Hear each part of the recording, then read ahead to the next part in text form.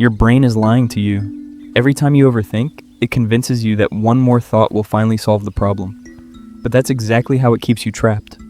By the end of this video, you'll understand why your mind won't shut up, and more importantly, how to break free. You think you are solving problems. Your brain tells you that if you just replay that conversation one more time, if you just simulate that scenario one more time, you will find the hidden variable that brings you safety. It's a compelling lie. It feels productive. It feels like work. But it is the exact opposite of progress. It is the engine of your stagnation. You are not searching for truth. You are not finding solutions. You are desperately, frantically searching for certainty in a world where certainty is a fiction. The human brain, the biological hardware you are currently running, is not designed for the modern world. It was optimized for the tall grass, for a survival environment where failing to scan for threats meant death. If you didn't anticipate the leopard, you didn't pass on your genes. But today, the tall grass is your bank account, your social standing, or an awkward text you sent 3 days ago. Your threat detection system is working perfectly, but it is calibrated for a survival environment that no longer exists. This is the central glitch of the modern human animal. You're living in an environment that requires adaptability and action, but you are running a software package designed for static survival. When you ruminate, you're flooding your system with cortisol and adrenaline for an event that is not happening. Your body feels the physical sensation of urgency, so you intuitively assume that you must be doing something useful. You aren't. You are just wearing out your biological machinery in the name of a phantom predator. You confuse thinking with solving because you think your intellect is the tool that guarantees your safety.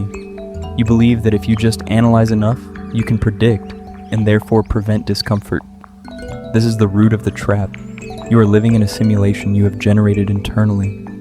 When you are deep in an overthinking spiral, you are completely disconnected from the actual reality of your environment. You are not observing, you are projecting. And the more you project, the more variables you generate, the more anxiety you trigger, and the more your brain demands you think to stay safe. This is the mechanism at play. First, you encounter uncertainty, which triggers your threat detection system. You then initiate an overthinking loop, believing that thinking will reduce the uncertainty. But because reality is inherently complex and unpredictable, the thinking doesn't lead to a final solution. It leads to more questions. You then feel a lack of action because you have spent all your energy analyzing, which causes more uncertainty. Anxiety fuels more thinking. It is a closed, self-reinforcing engine. And the most dangerous part, it is addictive. Your brain releases small, pathetic bursts of dopamine when you find a new what-if scenario or a new potential solution, because it thinks it's uncovering information. It's not. It's just burning fuel while the car is in park. I know this cycle intimately because I lived in it for years. I didn't have a name for it then, but I knew the texture of the experience. It was never about a specific problem. It was about the sensation of impending doom and the belief that I could outthink it. It was the feeling that if I could just organize my thoughts perfectly, if I could write the perfect list or account for every possible variable, I would earn the right to feel calm. I would earn the right to sleep. I was using my intellect as a shield against the reality that I had absolutely no control over the outcome. I spent years trapped in this delusion, believing that my overthinking was an asset, a sign of high responsibility, rather than what it actually was, a symptom of a profound, unresolved fear of the unknown. I would wake up at 3 in the morning and begin the simulation, rerunning conversations, predicting catastrophes, and creating complex strategies to mitigate risks that only existed in my own mind. I thought I was preparing, but I was just pre-suffering. I was eroding my baseline capacity to handle stress by constantly activating a panic response in a quiet, dark room. The turning point for me wasn't a sudden burst of motivation. It wasn't a quote I read on a wall. It was the brutal, undeniable realization that my overthinking was not solving my life. It was the primary thing preventing me from living it. I was so busy analyzing the map that I never actually walked the territory. I realized that my intellect, while powerful, was a terrible master. It wanted to solve everything by logic, but life is not a logic problem. It is a biological process. You are not broken. You are just running a survival program that is misfiring in the modern age. You're trying to find certainty in a complex world, And your brain is telling you that the only way to get there is through more analysis. But more analysis is precisely what is keeping you from the only thing that actually provides certainty: action. Action is not thinking. Action is the direct, physical engagement with reality. Action is what bridges the gap between the simulation in your head and the world outside. When you act, you get data. When you think, you only get more thoughts. You have to change your relationship with the thought. You have to treat the thought like a noise in the background, not a fact. A thought is not a command. A thought is not a prediction. A thought is not a solution. It is just an event occurring in your consciousness. The ability to observe a thought without becoming the thought is the most critical skill for a modern human.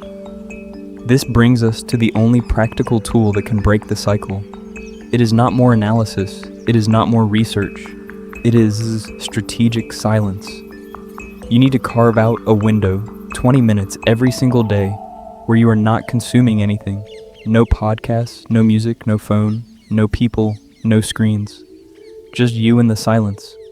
When the thoughts come, and they will, you do not fight them, and you do not engage them. You do not try to analyze them. You notice them, and you let them pass, like traffic on a busy road. This is not meditation in the sense of finding some spiritual, blissful state. It is a biological reset. It is forcing your system to disengage from the default mode network, the part of your brain that is obsessed with the past and the future. If you can do this for 20 minutes a day, you are reclaiming the physical capacity to shut down. You're proving to your biology that you can survive without the constant, frantic, exhausting scan. You are demonstrating to your brain that the world does not end just because you stop thinking about it for 20 minutes. Most people are terrified of this silence because they know that when the noise stops, they are left with themselves. But that is exactly where the power is. When you are alone with your thoughts, you start to see them for what they are: patterns, habits, and echoes, not the truth. You stop taking them so seriously. You stop assuming that every panic-induced thought is a reality-based command. Understand the cycle. It begins with uncertainty. It triggers the threat detection system. You start the overthinking loop, believing that thinking will reduce the uncertainty. But thinking only generates more questions. The lack of action increases the uncertainty. The loop closes. You have to interrupt it at the thinking phase. You cannot fight the uncertainty directly. You have to tolerate the uncertainty and act anyway. You have to accept that you will never have enough data to be perfectly certain. You have to accept that your brain will always want to think more. You have to accept that the sensation of anxiety is not a directive to think. It is just a signal from your biology. When you feel that surge of, I need to figure this out right now, that is the exact moment you must do the opposite. That is the moment you must walk away, take a breath, or engage in a physical action that has nothing to do with the problem you are obsessed with.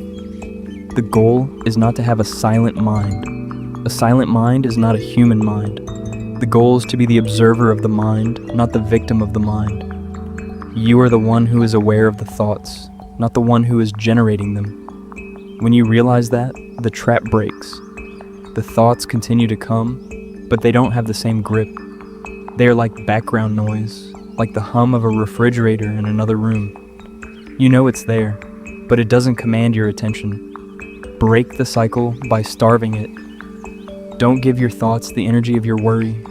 Don't give them the energy of your focus. Give them the energy of your indifference.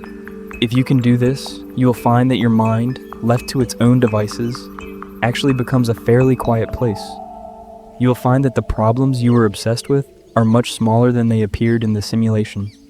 And you will find that you have the clarity and the energy to actually solve the things that matter, not just the things your brain is panicking about.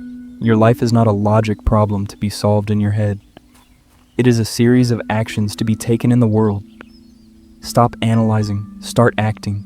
Your brain is a tool. Start using it like one. If it's not serving the task, put it down.